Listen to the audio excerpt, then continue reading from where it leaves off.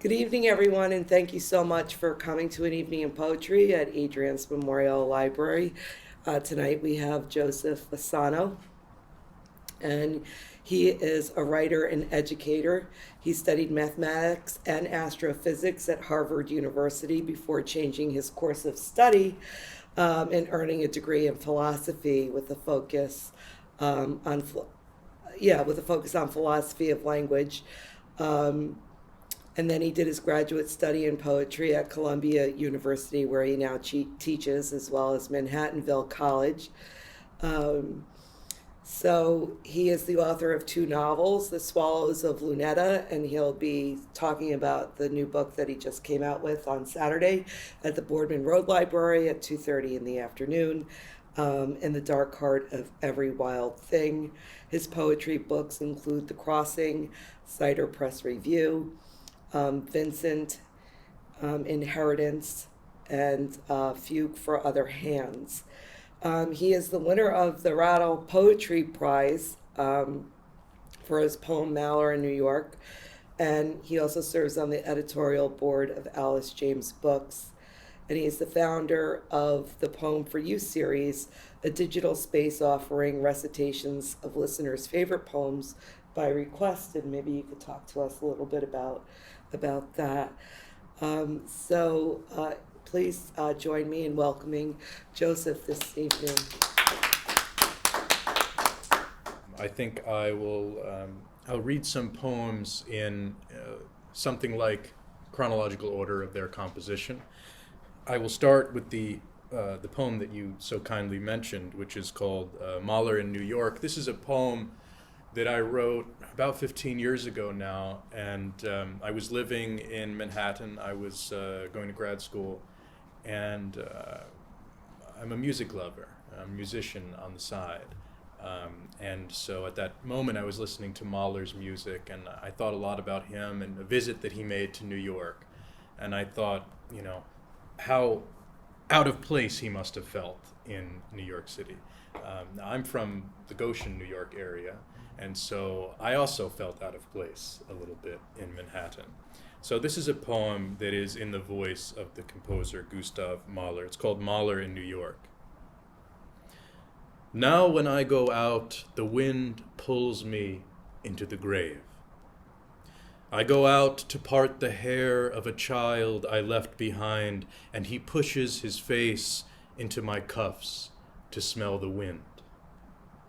If I carry my father with me, it is the way a horse carries autumn in its mane. If I remember my brother, it is as if a buck had knelt down in a room I was in.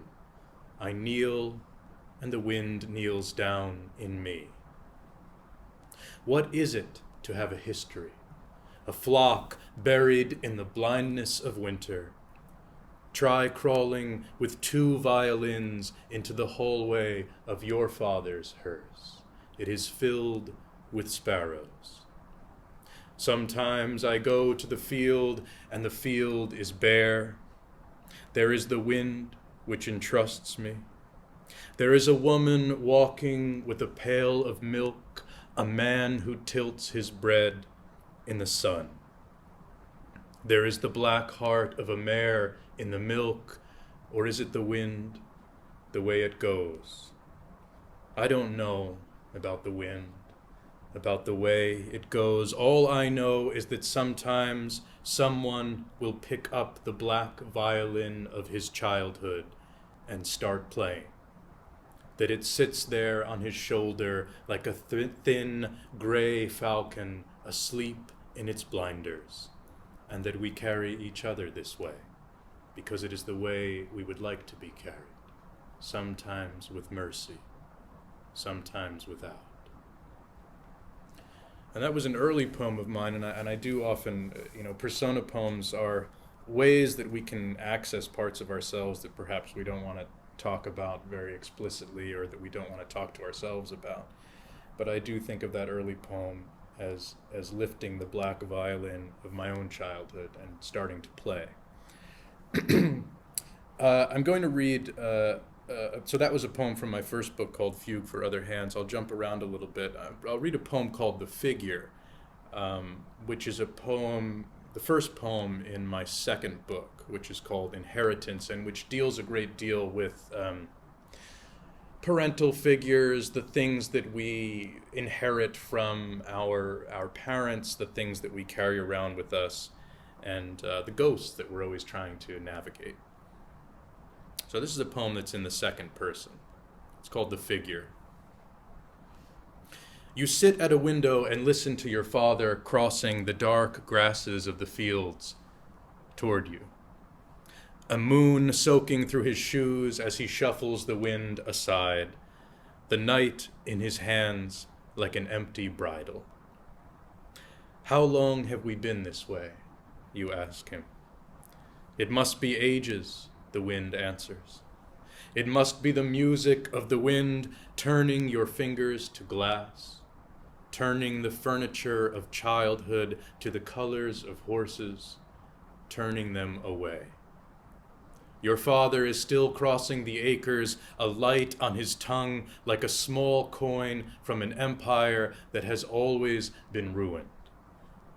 Now the dark flocks are drifting through his shoulders with an odor of lavender, an odor of gold.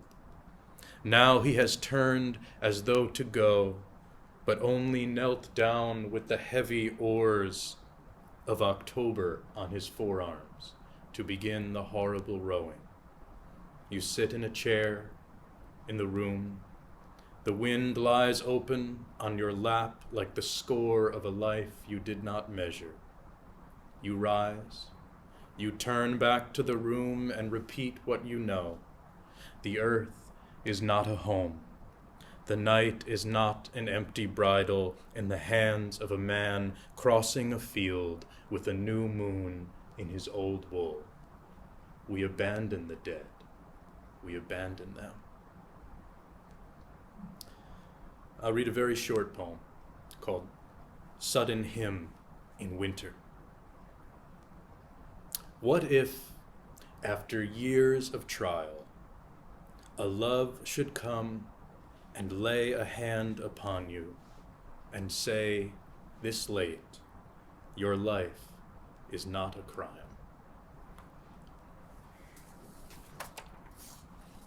Where shall I go? I think what I'll do now is I will read a few poems from my new collection of poems, which I'm still kind of wrapping up. It's been about 5 years since I put out a book of poems. I've been working on novels, and that is its own kind of wonderful madness. So it's been great to get back to writing poems, which I never really set aside.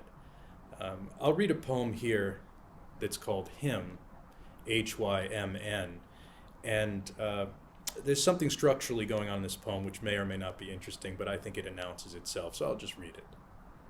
Hymn. We are like strangers in the wild places. We watch the deer swinging the intricate velvet from its antlers, never knowing we are only as immense as what we shed in the dance. The bride and bridegroom stand at the altar. Each thing learned in mercy has a river in it. It holds the cargo of 1,000 crafts of fire that went down at evening. We can neither endure our misfortunes nor face the remedies needed to cure them. The fawns move through the forest, and we move through the ruins of the dance. Like Job, the mourner lays his head on the cold oak of the table. His heart is 100 calla lilies under the muck of the river, opening before evening. We think there is another shore. We stand with the new life like a mooring rope across our shoulders, never guessing that the staying is the freightage of the dance. Orpheus turned to see his Eurydice gone. The Furies tore him into pieces. The sun, he said, I will worship the sun. but something in his ruin cried out for evening, evening, evening. The wrens build at dusk. Friends, I love their moss-dressed nests, twisting in the pitch of the rafters, for they have taught me that the ruins of the dance are the dance. We reached what Eliot calls the still point of the turning world, and the lights went off on us. We made it. We survived. Okay, so I'm going to read a few other poems from my new manuscript. This is, I grew up Roman Catholic. Some of you may have had that experience. I am entirely lapsed at this point, except for the fact that I find the stories, the imagery, incredibly profound and moving and wonderful and amazing. I see it there. And so this is a poem called Pietà, which of course we can picture Michelangelo's great sculpture of Mary holding Christ after the deposition. And I like to find the spiritual element that's right here in this world.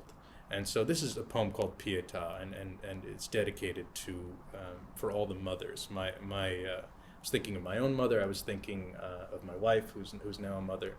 So it's a short little poem, but you can imagine the scene. All his life, he'd wearied her with trials.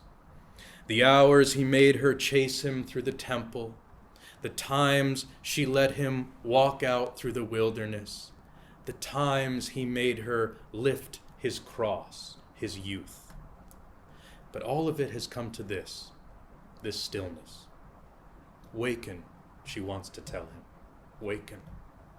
And when she wipes his hair from off his face of changes, when she leans down to his scent of groves and soldiers, she whispers him, in soft words earth has earned her, the one prayer of a queen, a love, a mother. Let me once more carry it for you. There is a really fascinating, I don't know if you do the same thing that I do and get lost on Wikipedia for a while, and it's really kind of a wonderful thing to do, except when you look up and hours have passed.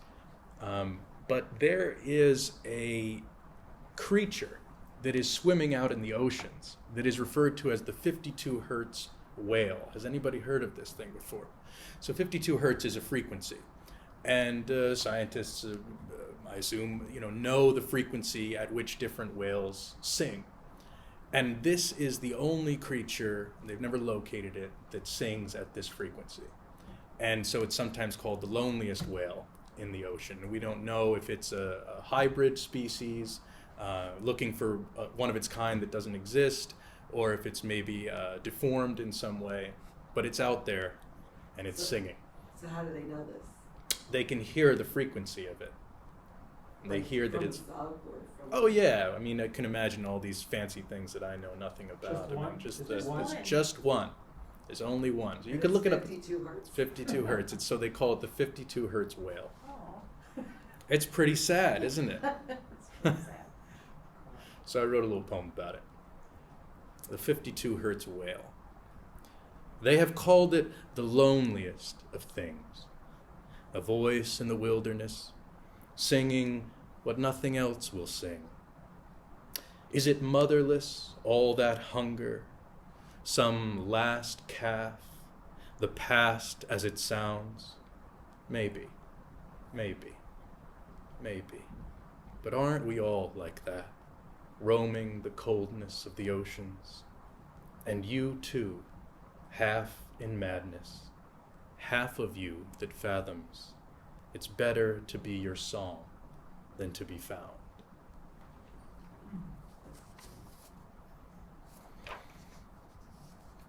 Okay, just read a few more here, and then I know we have some folks who want to. This is a poem that I'll share with you that I wrote during the pandemic.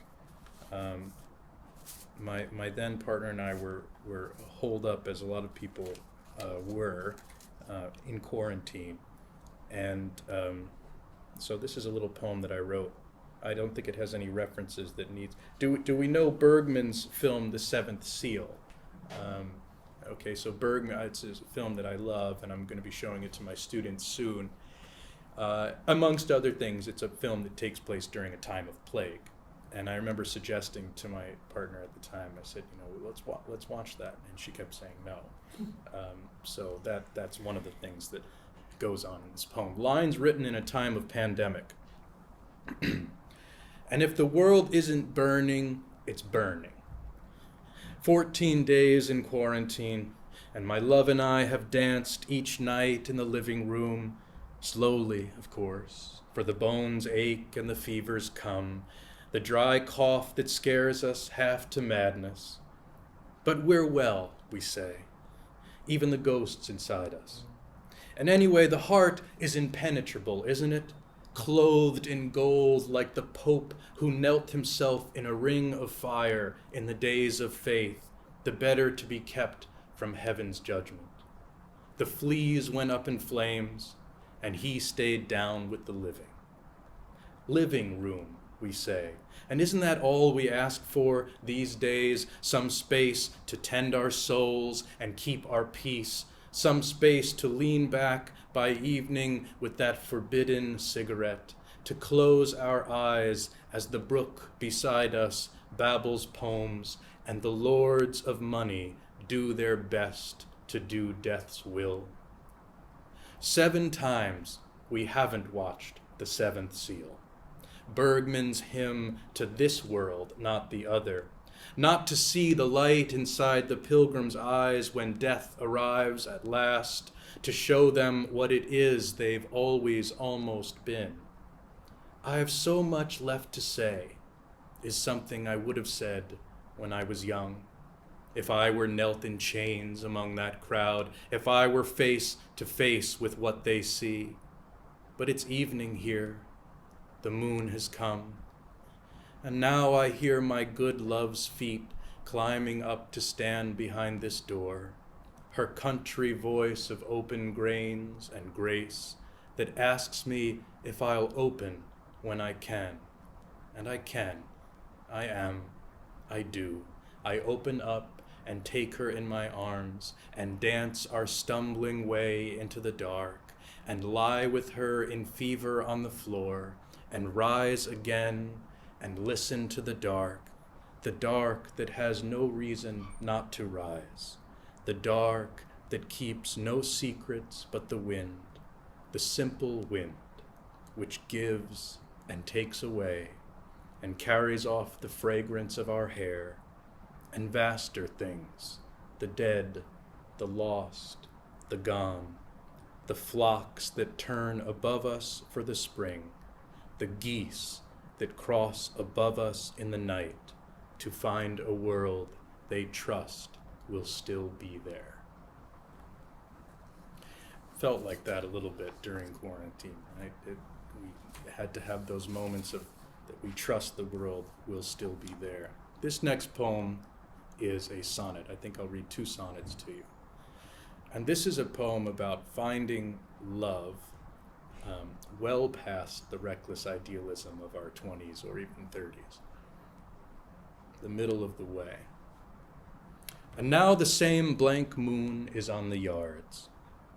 A man looks out a window to the stars and asks himself if anyone escapes the blinding fires of childhood, the endless scars of all the long-gone ghosts, their hands of flame.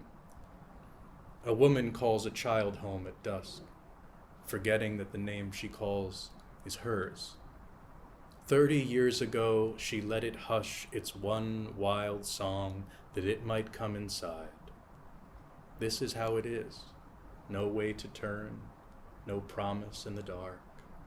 And yet, by God, someone hears a calling in the night and stumbles like a drunkard through the stars and throws open the barn doors of the heart. Okay, let's see where we are here.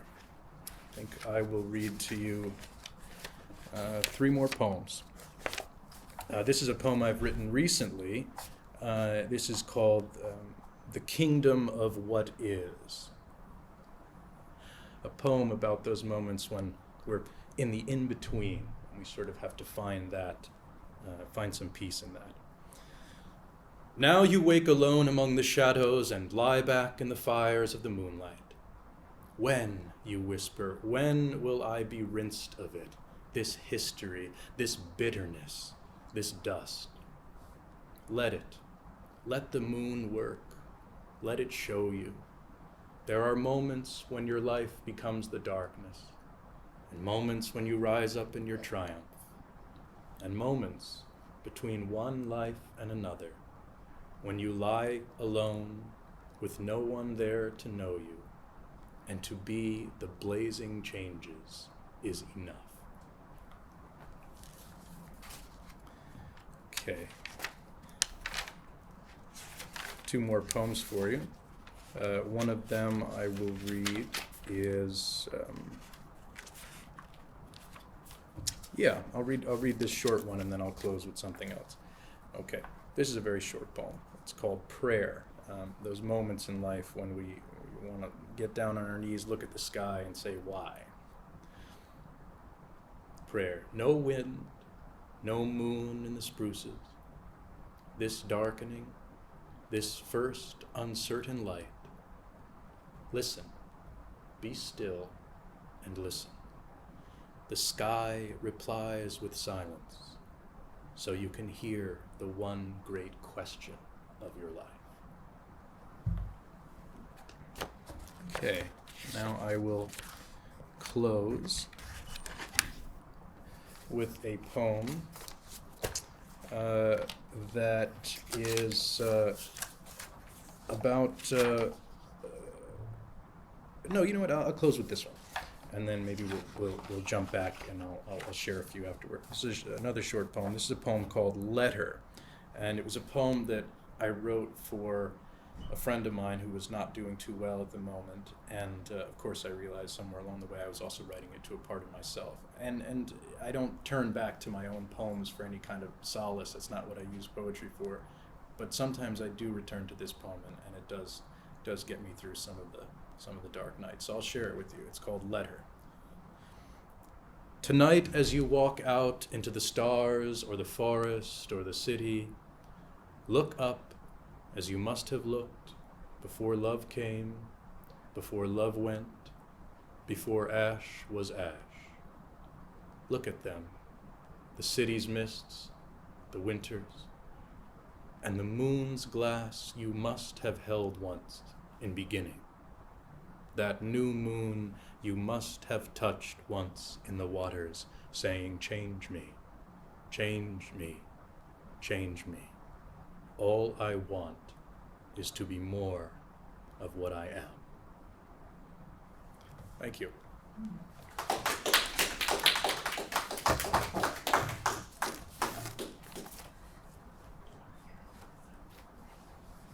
Thank you so much. So we're just going to do a brief open mic. I'll just read a couple, and then Gordon will read a couple, and then we're going to go back to Joseph to close us out.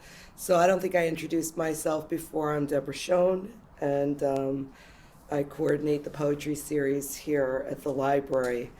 And I can never remember what I've shared before and what I haven't. So if I shared this already, I'm sorry, but I'll do it again. So this is a picture of Marist College on the morning of my release from the psych ward.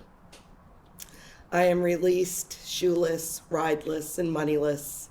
I walk across the street to Marist, saunter over to the chapel, where the tulips wave hello in vernal air, happily bowing their heads in unison.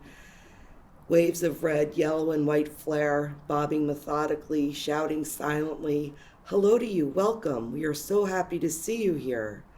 Birds fill spring skies with their melodic chatter, flying overhead, darting here, there, and everywhere.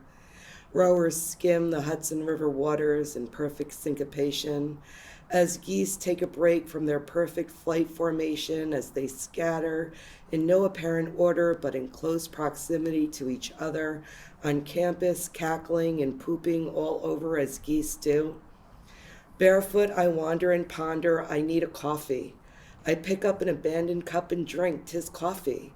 Blessings from heaven surround me until security asks me to leave after giving me $2 for fresh brew. So I bid adieu to the tulips, my only friends. I comply and fly across the street with the unpretty views and seagulls circling vast areas of cement. And this one is called Tumbling Diamonds. My Lord laid 1,000,000 diamonds before me under the Easter sun. These diamonds were more precious than real gems, for they danced before my feet while my eyes drank in the scintillating light. And although these diamonds were not mine to keep, nor for me to possess in my pocket, I knew I could reflect upon this brilliant scene in my mind whenever I felt so inclined. Real diamonds make one possessed with greed and consumption, while these diamonds dancing on waters, only a temporary, glorious, shimmering shine, evoked gratitude, humility, and the wisdom to know everything belongs to the Son, the Holy One. So next up is Gordon Riggs, and he is going to be our feature in April of this year. And next month is William Joel from Hyde Park, not Billy Joel from Long Island. So. Gordon.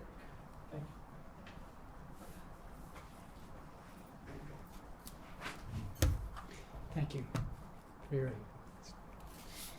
I'll be there Saturday. Wonderful. Definitely. Yeah. So I really dig I really thought you would have done some cards, but the whale there was awesome. Yeah. Song well, afterwards I'll speak. But okay, this is Friday the 13th remembered.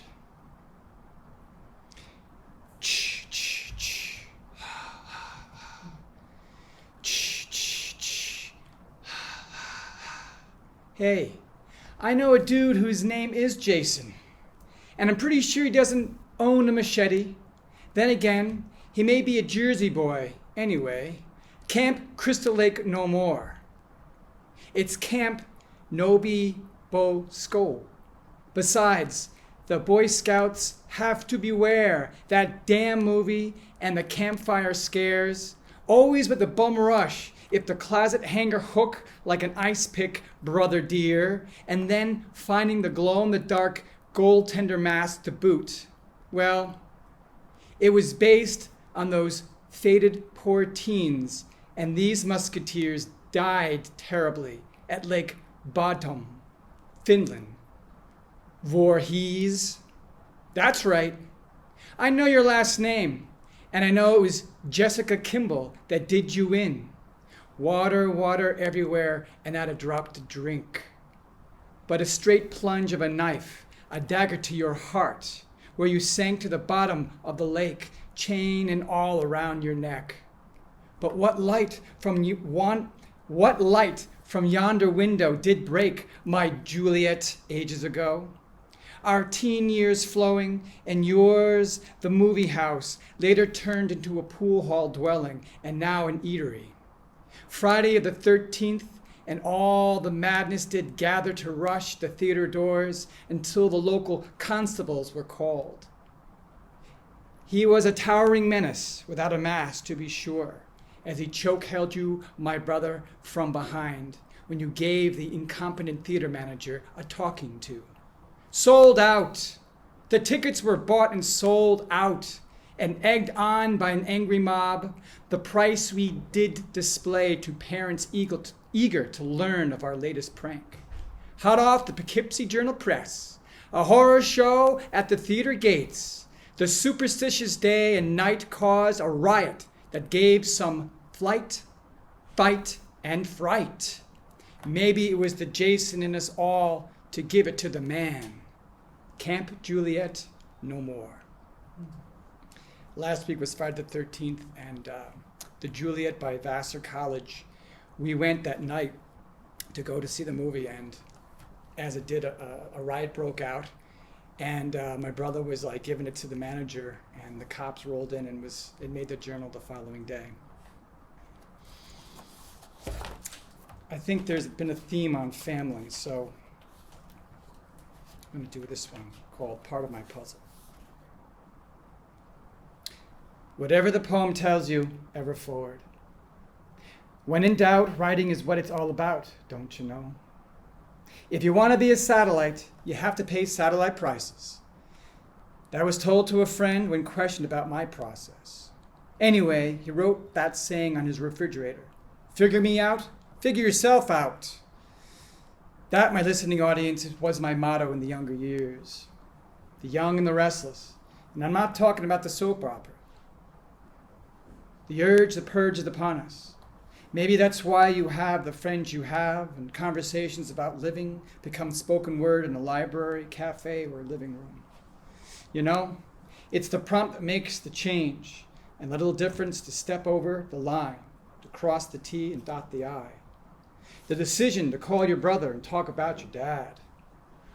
The undiscovered country of a life chosen, and the mindset loyalty that you push and come out from under on. Getting real. Way past the chit-chat, small talk, and polite subject matter. The two choices upon that bridge, confront or disappear, hide, fall back, and play possum. Hindsight and clarity is being able to say, I chose this path and do not blame. And welcome the refreshing truthfulness spoken. More pieces of the puzzle are revealed, and the mosaic adds to the character perspective and development. Not the third-person angle of observation. Live from New York, it's real time, your life. I hear the opportunity knock. The heart's door and mind have a great tool called discernment. That is fact. And what is fiction? Well, what is true? What is false? Death, the separator and uniter. The respect of showing the cards on the table. The lesson to stand for something greater than your ego, satisfaction. The choices of loyalty to someone else's trip. There was value in development. It emboldened me to make another call to my sister. Not to reveal the plot that was wise, Obi-Wan. Hid her from Vader, seduced by the dark side, but rather to unveil, and ask the right questions and seek the solutions. And this is called calling, to use the force for good, to reframe the perspective lens, past the white privilege upbringing. I know my experience and not her experience. I choose now the good, happy memories, reminding of my whole self, to avoid the dark pull of drama, the trigger of family. The focus forward is an attitude, behavior not as a victim, but as a progressive grown-up, learning to live here and now, being and not hiding my part of the puzzle. And lastly, just want to end on a kind of positive note. That's, family. This is called Lady Liberty. The gift of resolution, the first of 8 lighthouses along the mighty Hudson. And welcoming home, and bring me you're tired, you're poor, and you're hungry. Like John Lennon flashing the peace sign at the base, I held my hands upraised with bold conviction, even when Liberty Island PD surrounded us. I was only giving my nephews liberation, allowing their first beady smokes under her torch. Thanks, guys.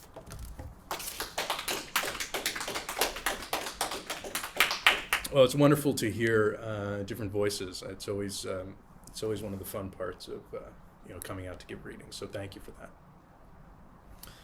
I'll just end with one poem, and it's a relatively new poem. It's not a poem that I've read at a reading. I read all my work aloud to myself, of course, while I'm writing. But this is a poem about Leda and the Swan, and we know that story. So Zeus comes down in the form of a swan, and he does some wicked things to Leda. So this is, there are various stories. One story is that she gives birth to Castor and Pollux, to these twins, one of whom has immortality, one of whom does not. But it's just her imagining and remembering that really traumatizing experience that she had. Leda and the Swan. To be born half holy is the hard thing. And yet she carried her sons within her through the dark wood, speaking to them about what had come to make them. Listen, she whispered to them, listen. And again she heard the feathered heft against her, the lizard feet that had stirred her like the waters. Wait, she whispered, listen. He is near still. I can feel his wild heart furled. Tell her the story of your last dream, and she will tell you hers. How she stood alone in the darkness of the forest. How she fell then with the twin things inside her.